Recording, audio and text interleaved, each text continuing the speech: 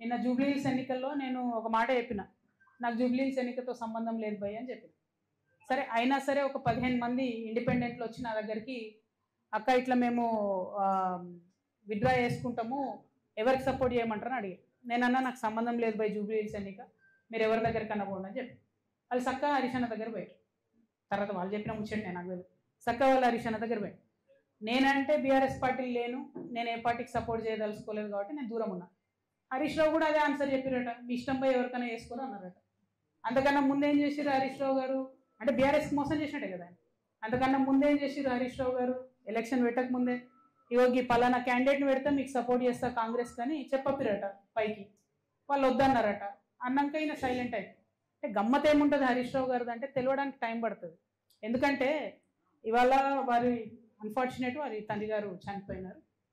అయితే వారు లోపల ఉన్నారు ఇంట్లో.